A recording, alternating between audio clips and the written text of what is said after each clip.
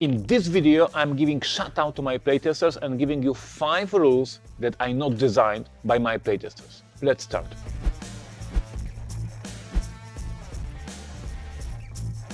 Hello, this is Ignacy Siewicek, this Portal Games vlog we record every single day and we meet with our community every single day. Hi, how are you? I hope you're fine, and today we have a super amazing episode because today I'm giving you 5 rules that were designed by my playtesters, not by me.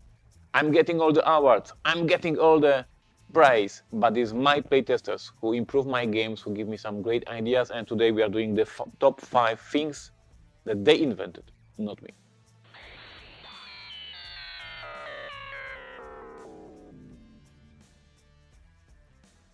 Number 5 is Robinson Crusoe. It's the year 2012, many years ago. And we are talking about my friend Ozzy, who is right now working at the company called, how they are called? The Frostpunk, the board game. Glass Cannon Games. He's working now for Glass Cannon Games. Back then he was helping with Robinson Crusoe. And his major input into the game is change how the whole fireplace, the whole pile of wood works. At the very beginning, my version of the scenario was that you were building this pile of wood like in a thematic way. So the first you need to big pile as a foundation, then the less wood, and then you just needed one wood. So in each round you needed less wood at the very beginning.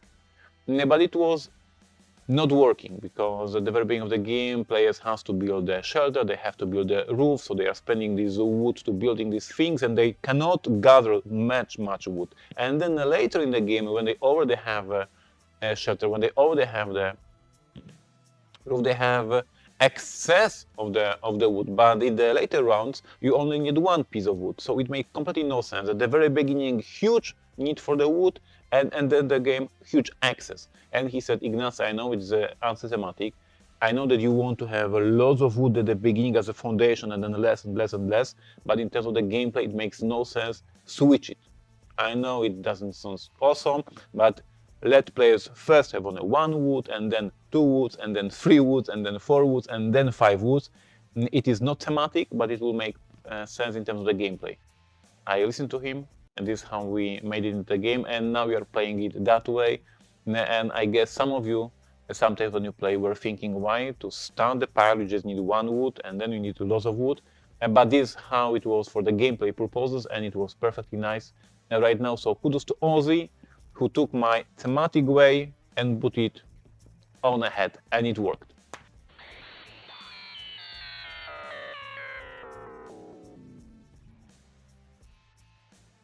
And now, number 4. Number 4 is a 51st State setup hand. So, when we were doing a 51st State master set, the setup was that each player started the 4 cards in hand, and it was bothering one of my playtesters and back then employee, Grzegorz Polewka, Greg, you know Greg from our YouTube channel as well. And he was complaining that this is 4 random cards, there is no choice for the players, it is like they get these cards and this is all they can do, and he is a Eurogamer, he likes his decisions, he likes some strategic choices in the games, and he was whining, and we were doing proofs for the rulebook. Like last moment, everything is done, everything is ready. We are double checking the proofs of the rulebook, and he comes to me and says, Ignacy, please, I beg you, please change it, make it 4 cards out of the 6. So let players draw 6 cards and keep 4, please. And then I asked him, will you shut up if I do it? And he said, yes, I will shut up. So we fixed it, we changed it. And this is absolutely a last moment change. It was never play tested, but it is nothing to play test. I just gave a lot of options, more options for the players. It is all kudos, all credits to Greg, who was whining for the whole process, asking me, give me some choices, give me more cards that I can choose in the setup. And this is how you all play 51st State master sets. Draw 6, hip 4, thanks to Greg, at the very, very last moment when we were sending files to print.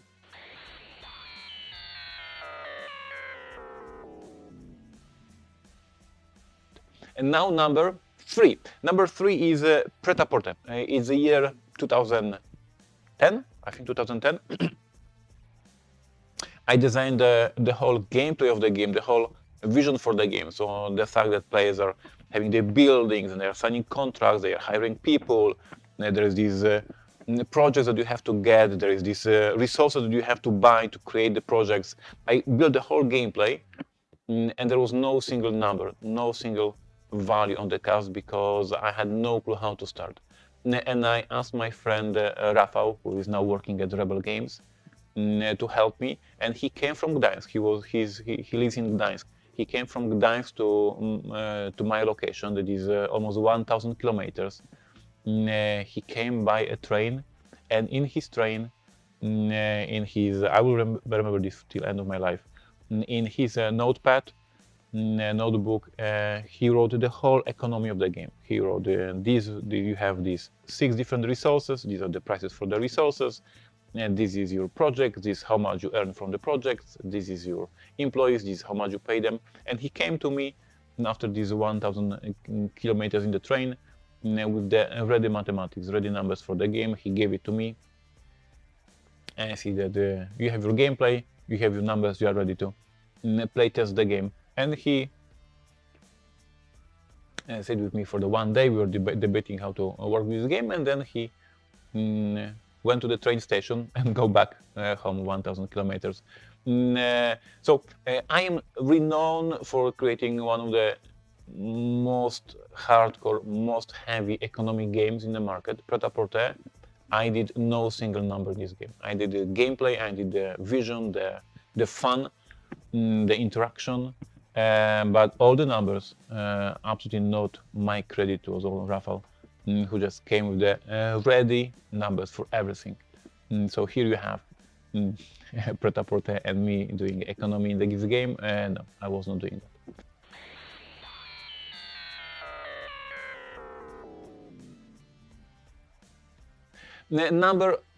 Number two is Imperial Settlers, and I said it in many interviews already, and let's do it one more time to give kudos to my playtester Palmer. This is his nickname. His name is Maciej, and he did from the scratch, and it was his all initiative. So it was not planned by me at the very beginning. He did the solo variant for the game, and he did the solo variant for the game because he was playtesting with me the game. We played a couple of times every week, but we needed more tests, and he said, I will play at home. And he was playing at home with himself, and then suddenly he just came up with this idea for the solo variant, and then further cards or the ideas, he was just playtesting them solo, along with deciding and designing solo variant. So Imperial Settlers is renowned for winning a Golden Geek Award for the best solo. It was not me. It was Maciej. It was Palmer. Kudos to him. Kudos to his work. He did amazing.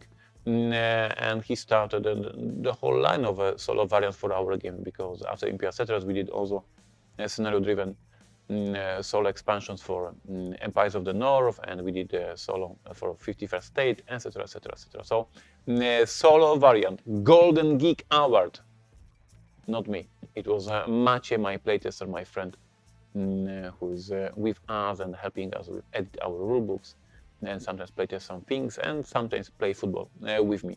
And number one?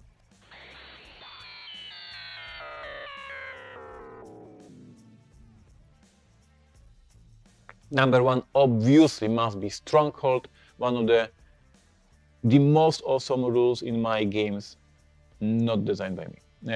It was Silent, my other friend, also playing football together. Also, he's editing our rulebooks.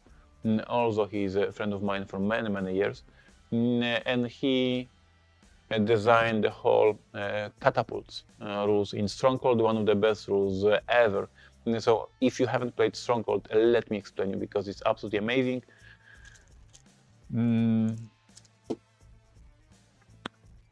When you play Stronghold, if you build catapult, you build the catapult from the deck of cards, and you put in this deck 5 misses. That means that the catapult shot but missed the target, and 2 hits. That means that they hit the wall.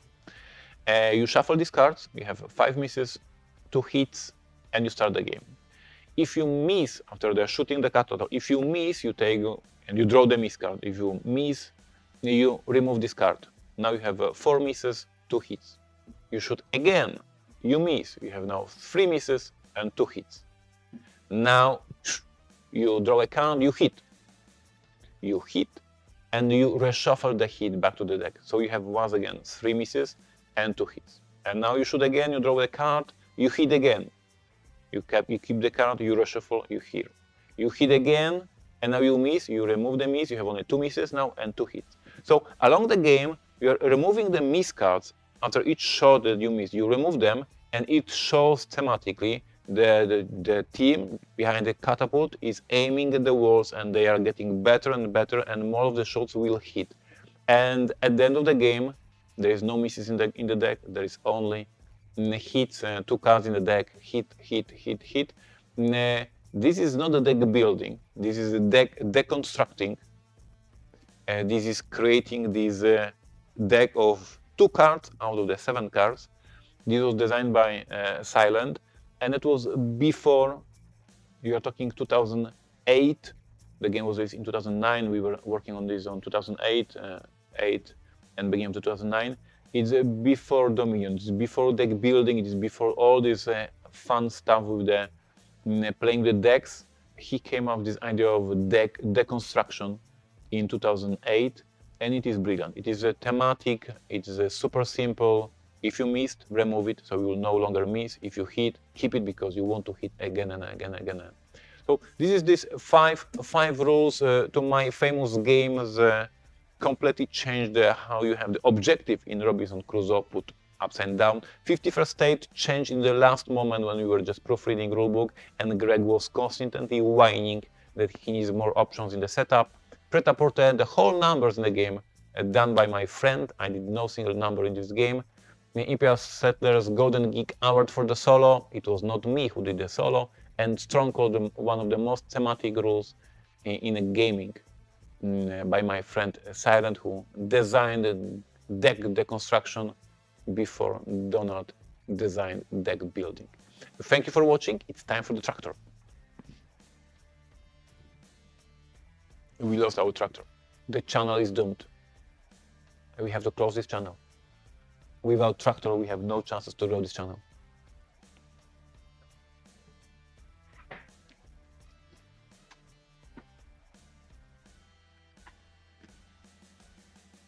We say, guys, thank you for watching. Thank you for being friends of the channel. Thank you for helping us grow this channel. Thank you for spreading the word about this vlog. Thank you for all these comments, or the positive ones and some critical ones as well. As always, I ask you, as every single YouTuber, please give us thumbs up if you enjoyed this show, if you enjoyed these 5 top rules from my playtesters. Please consider subscribing to this channel. We are trying to build this channel. We are trying to reach 7,000 subscribers. It would be amazing if we can do this. So please consider that. And as always, see you tomorrow, because we record every single day. Every single day we come up with these ideas for the show. And thank you for your ideas for the show. There is a couple of ideas in the comments. Please put more, and I'm picking some of these ideas from you. And I'm recording shows. So as always, thank you for being our fan. Thank you for being our viewer. Thumbs up, subscribe, and give me your feedback. We appreciate that. See you tomorrow.